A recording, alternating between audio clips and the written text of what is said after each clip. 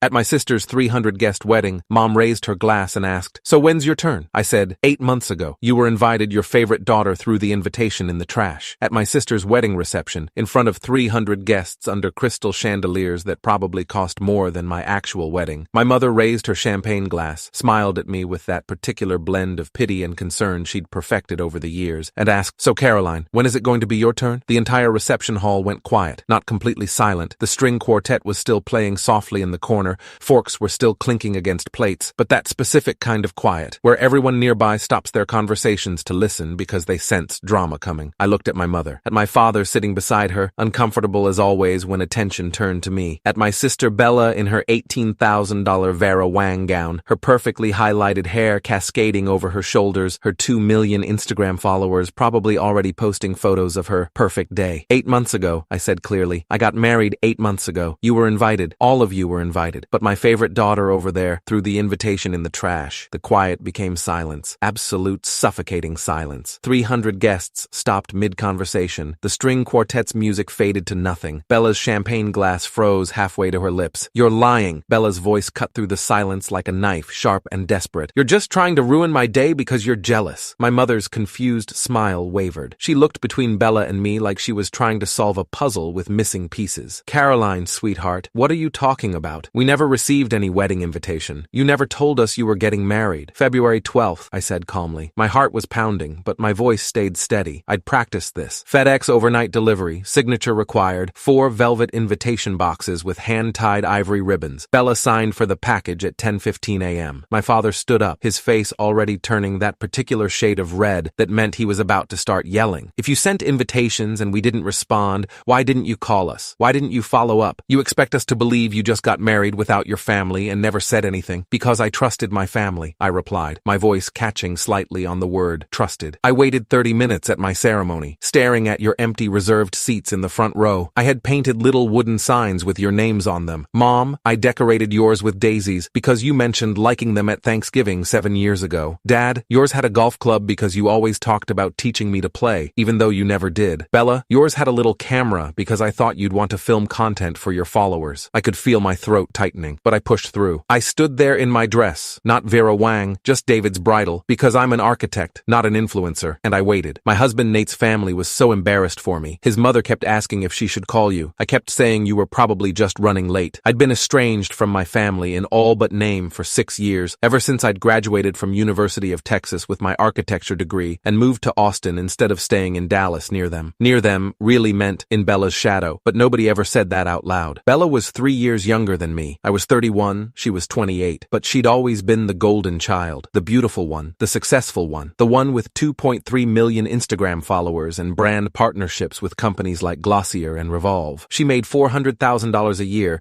posting photos of herself in expensive clothes and talking about her authentic journey. I made $89,000 a year, designing residential buildings and commercial spaces. Good money, respectable money, but not influencer money. Not money that came with free vacations and designer handbags and magazine features. Our parents, Richard and Susan Montgomery, had always favored Bella. I'd known it since I was 7 years old, and Bella got the lead in the school play while I got to paint sets. Since I was 12, and Bella got a sweet 16 party with 200 guests while I got dinner at Olive Garden for my 16th birthday. Since I was 23 and graduated summa cum laude and got a card in the mail, while Bella posted her first viral video and got a surprise party with a live DJ. But I told myself it didn't matter, that I was the mature one, the independent one, the one who didn't need validation. I'd built a good life in Austin. I had friends, I had a career, and then I'd met Nathan Vance, cybersecurity analyst, kind, funny, the kind of man who remembered how you took your coffee and never made you feel small for not being exceptional. We dated for 2 years before he proposed. Nothing dramatic. Just us on a camping trip in Big Bend under the stars, him asking if I wanted to spend our lives together. I'd said yes. And then I'd made the mistake of thinking my family might care. The invitation boxes had cost me $400 total, handmade by a small business in Austin, velvet-lined with custom calligraphy. Each one contained a formal invitation printed on heavy cardstock, a details card with the venue address and time, and a handwritten note from me. My mother's note said, "Mom, I'd love for you to be there when I marry the love of my life. I know we haven't been close lately, but this day would mean everything to me if you came. Love, Caroline." My father's note said, "Dad, I hope you'll walk me down the aisle. I've been dreaming about that moment since I was a little girl. Please come. Love, Caroline." Bella's note said, "Bella, I know you're busy with your career, but you're my only sister. I'd love love for you to be my maid of honor if you're willing. I miss you. Love, Caroline. I'd spent 3 hours writing those notes, trying to find the right words that were honest but not desperate, loving but not pathetic. I'd FedExed them overnight because I wanted to make sure they arrived safely, because I was giving them 6 weeks' notice, plenty of time to plan, to book flights, to clear their calendars. The wedding was March 29th. Small ceremony at a botanical garden in Austin. 50 guests, Nate's family, our friends from work, our college roommates. Simple but beautiful. I'd designed the ceremony arch myself, a wooden structure covered in climbing jasmine. I'd reserved 4 seats in the front row, decorated them with the painted wooden signs, set out programs with "Reserved for Montgomery family" printed on them, and I'd waited. 10 a.m., ceremony start time, no Montgomerys. 10:15 a.m., Nate's mother, Patricia, squeezed my hand and whispered, "Should we wait a bit longer?" I nodded. 10:23 a.m., the minister asked if we wanted to start. I shook my head. 10:30 a.m., I texted my mother, "Running late? Ceremony starting soon." No response. 10:31 a.m., I called, straight to voicemail. 10:33 a.m., I called my father, voicemail. 10:34 a.m., I called Bella. She answered, "What? Are you coming? The ceremony's about to start." "Coming to what?" "My wedding. I sent you an invitation. You signed for it 3 weeks ago." Pause. Long pause. Then, "Oh, that. Yeah, I'm busy today. Photo shoot for a new skincare line. Sorry, can't make it." She hung up. At 10:38 a.m., I started walking down the aisle alone. Nate's father, seeing what was happening, stepped forward and offered me his arm. I took it. I cried through the entire ceremony. Not happy tears, devastated tears, but I married Nate anyway because he was worth it, even if my family wasn't there to see it. Back at Bella's reception, my mother was shaking her head frantically. "Caroline, I swear to you, we never got any invitation. There must have been some mistake. The mail gets lost sometimes. Packages get stolen. You can't possibly think we would intentionally miss your wedding." "That's exactly what I think," I said, "because I have proof." Preston Sterling, Bella's new husband of approximately 6 hours, corporate attorney at Sterling & Associates, son of one of Dallas's wealthiest real estate developers, leaned forward. His lawyer instincts were clearly firing. "Proof? What kind of proof?" I pulled out my phone. "I'm an architect. 6 years ago, I designed the electrical and security systems for my parents' house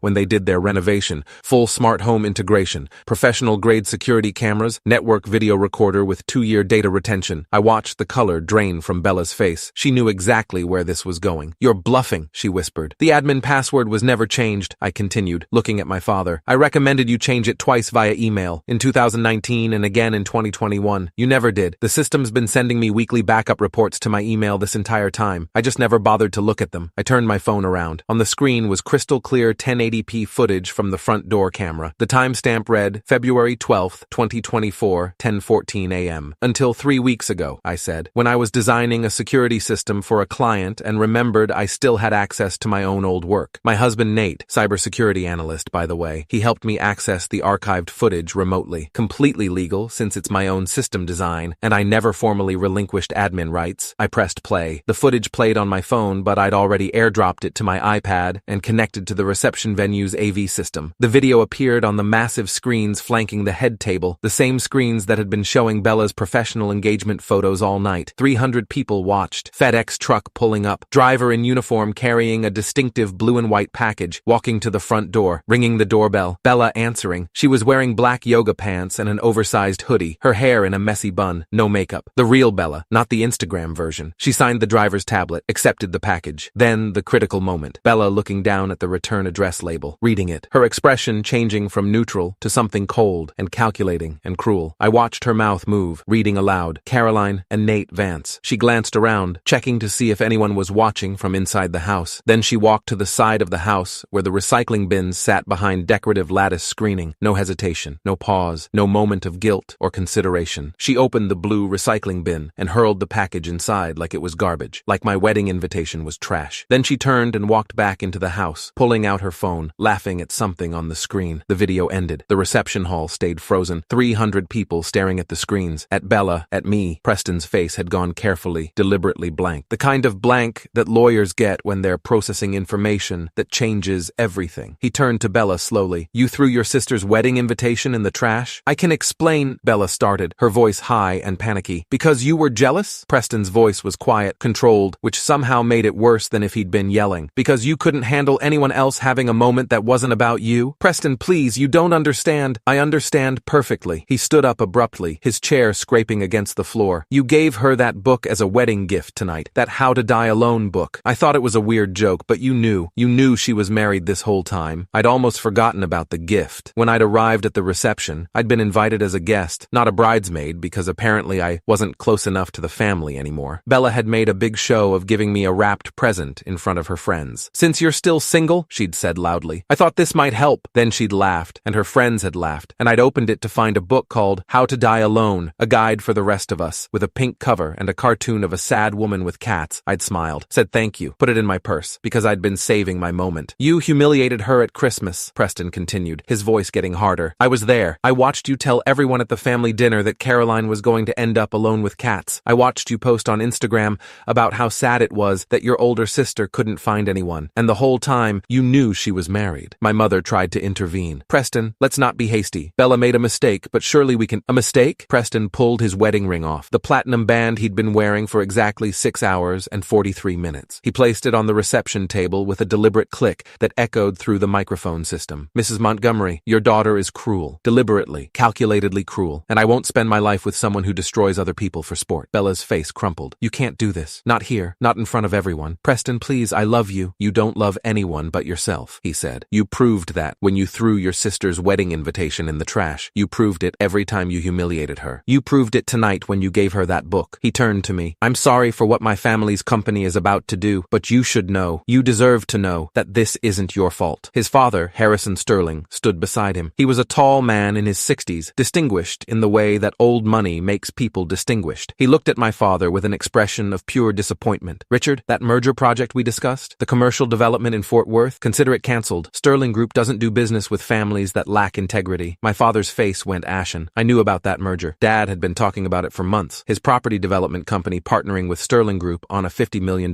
mixed-use development. The deal that was supposed to set up his retirement. The deal that would have made him genuinely wealthy instead of just comfortable." "Harrison, please," Dad said, standing up. "We can talk about this. This is a family matter. It doesn't need to affect business. It affects everything." Harrison said coldly. "Your daughter systematically excluded her sister from a major life event, lied about it for months, and publicly humiliated her. That speaks to character, to values, and those are things that absolutely affect business." He looked at Preston. "Son, get your things. We're leaving." Bella whirled on me, mascara running, voice climbing toward hysteria. "This is your fault. You ruined my wedding. I'll destroy you on social media. I have 2.3 million followers. I'll tell everyone what you did." "Federal mail tampering," I interrupted calmly. "Title 18, United States Code, Section 1708. Interfering with the delivery of mail is a federal crime, up to 5 years in federal prison. That package was sent via FedEx, which operates under federal regulations. You signed for it, acknowledged receipt, and then destroyed it." I looked at her directly. "One post about me, one single post trying to spin this story, and that video goes to the police, to FedEx's investigation department, and to every single one of your brand sponsors. Glossier, Revolve, Sephora, all of them. Let's see how many want to be associated with someone facing federal charges." My mother gasped. "You wouldn't." "I absolutely would," I said. "I waited at my wedding for 30 minutes. I cried through my entire ceremony because my family didn't come. I spent 8 months thinking I wasn't worth your time, wasn't worth your love, wasn't worth a single day away from Dallas, and the whole time, Bella knew exactly why you didn't come." I picked up my purse. "Enjoy your wedding night, what's left of it." The last thing I saw as I walked out was Bella collapsed in her chair sobbing, Preston walking away with his father, and 300 guests staring in absolute silence. The aftermath was brutal and swift. By the next morning, the video had leaked. I never posted it, never shared it anywhere, but someone at that reception had recorded my phone screen and uploaded it to TikTok. By Monday morning, it had 4.7 million views. The comments were savage. "The sister is evil. Who does this?" The way she just threw it in the trash without even thinking about it. Pure sociopath behavior. And then gave her the How to Die Alone book at her own wedding. I cannot. Preston Sterling is a king for walking out. Respect. Bella's Instagram comments became a nightmare. Every post, every single one going back months, was flooded with comments about the video. "How could you do that to your sister? Trash person." Literally. "Your followers deserve better than someone this cruel." Within 48 hours, Bella lost 340,000 followers. Within a week, 3 of her major brand partnerships issued statements pausing their relationships pending further review. Glossier dropped her entirely. Revolve quietly removed her from their affiliate program. My mother called 63 times in the first 3 days. I didn't answer. She left voicemails, crying, begging, explaining that she didn't know, that Bella had told them I'd eloped and didn't want them there, that it was all a misunderstanding. My father sent emails, tried to explain about the Sterling deal falling through, about how Bella was going through something and needed family support, about how I was being cruel by not accepting their apologies. On day 4, a FedEx package arrived at my house in Austin. Inside was a check for $50,000 and a typed note on my father's business letterhead. "Caroline, I'm sorry for everything that that happened. This should help make up for what we missed. Please don't share any more videos or information about the family. The Sterling situation has damaged my business significantly, and we need this to go away quietly. I stood in my kitchen holding that check, feeling something break inside me that hadn't quite broken before. He was trying to buy my silence, not apologizing for missing my wedding, not apologizing for believing Bella over me, not apologizing for 6 years of making me feel invisible, just trying to pay me to shut up. I tore the check into pieces, small pieces, confetti-sized pieces. I arranged them artfully on my kitchen counter, photographed them with my phone, and sent the photo to the Montgomery family group chat. "I don't sell my silence," I typed. "I'm gifting it to you for free. Don't contact me again." Then I left the group chat. Bella created a burner Instagram account 2 weeks later to send me a message. "Please, Caroline, I'm so sorry. Everything's falling apart. I lost half my followers. I lost my brand deals. Preston won't even talk to me. Mom's on antidepressants. Dad's business is suffering. Please just tell people it was a misunderstanding. Tell them we made up. I'll do anything." I read it twice. Then I blocked the account. My therapist, Dr. Rebecca Huang, 15 years in practice specializing in family trauma, had warned me this would happen. People who hurt you will eventually come back asking for forgiveness when they face consequences, she'd said in our session the week after the wedding. But forgiveness doesn't mean relationship. It doesn't mean you owe them access to your life. "I don't know if I can forgive them," I'd told her. "You don't have to," she'd replied. "Forgiveness is optional. Healing isn't. You focus on healing." So I did. I blocked my parents' numbers, changed my email address for everything except work, made my social media accounts private, built a wall between their chaos and my peace. 3 months later, on New Year's Eve, I spent it with Nate's family in Seattle. His parents had rented a house on Puget Sound with views of the Space Needle. 23 people, aunts, uncles, cousins, grandparents, all crammed into one house, cooking together, playing board games, watching the fireworks over the water. Nate's mother, Patricia, pulled me aside before midnight. She was wearing a sapphire brooch that had belonged to her grandmother, a real family heirloom,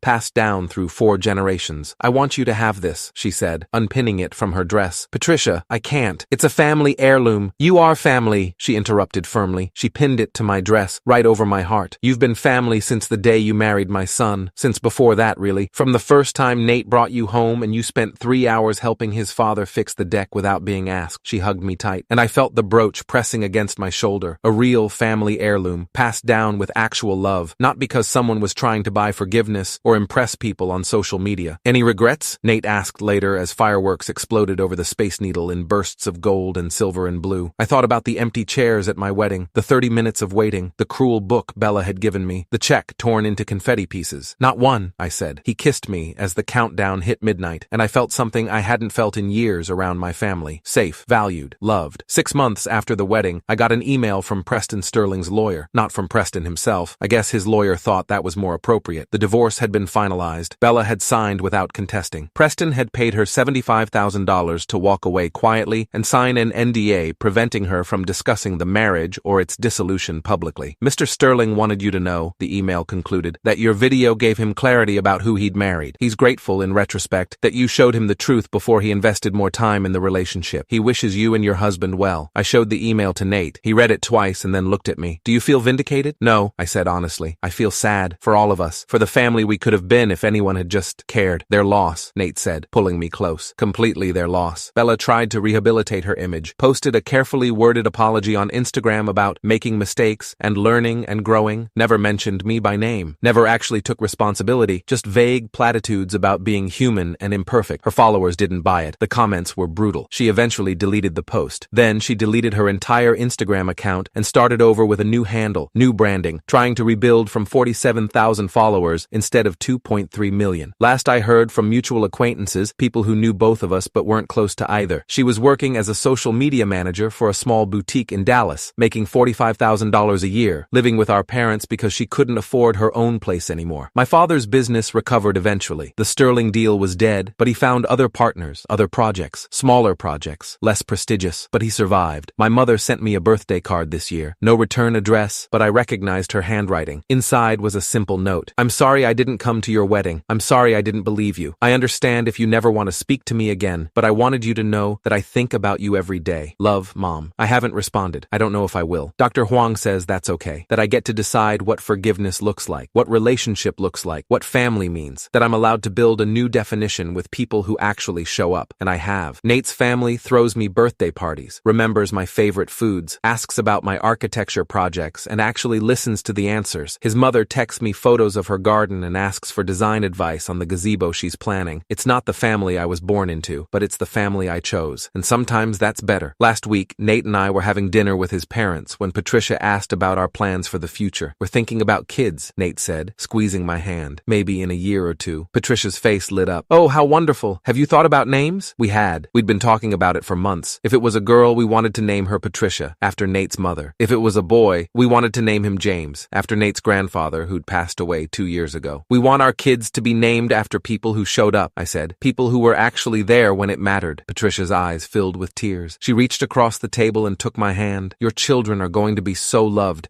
so surrounded by family who will show up for every moment. And I believed her. Because she'd proven it. She'd shown up to my wedding when my own mother hadn't. She'd included me in family traditions. She'd made space for me at the table. That night, driving home, Nate asked, "Do you think you'll ever talk to your parents again?" "Maybe," I said. "Someday, when I'm ready, if I'm ever ready. And if you're not ready, then I'm not, and that's okay too." He nodded, didn't push, didn't try to convince me that family was worth forgiving just because they were family. Just accepted my answer and moved on. That's what real family does. They accept you. They show up. They don't throw your wedding invitations in the trash and then act surprised when you're hurt. I'm not the Montgomery daughter anymore. I'm Caroline Vance, architect, wife, future mother, daughter-in-law to people who actually act like family. I design buildings. I design spaces where people feel safe, where they feel at home, where they feel valued. And I've learned to design my life the same way, with careful planning, with strong foundations, with walls that keep out the people who would do harm. Bella made her choice when she threw that invitation in the recycling bin. My parents made their choice when they believed her lies instead of calling me. They chose their comfort over my truth, and I chose myself, chose my husband, chose the family that actually showed up. I have zero regrets about playing that video at Bella's wedding. Zero regrets about exposing the truth. Zero regrets about walking away from people who never valued me. Because here's what I learned. You can't make people love you. You can't make them show up. You can't make them choose you. But you can choose yourself. You can build a life with people who do show up. You can create your own definition of family. And sometimes, the best revenge isn't revenge at all. It's just living well, being happy, being surrounded by people who would never, ever throw your wedding invitation in the trash. Bella wanted to be the golden child, the favorite, the one everyone paid attention to, and she got her wish. She just didn't realize the attention wouldn't always be positive. I wanted a family that showed up, that cared, that loved me for who I was, not who they wanted me to be. I didn't get that from the Montgomerys, but I got it from the Vances, and that's more than enough.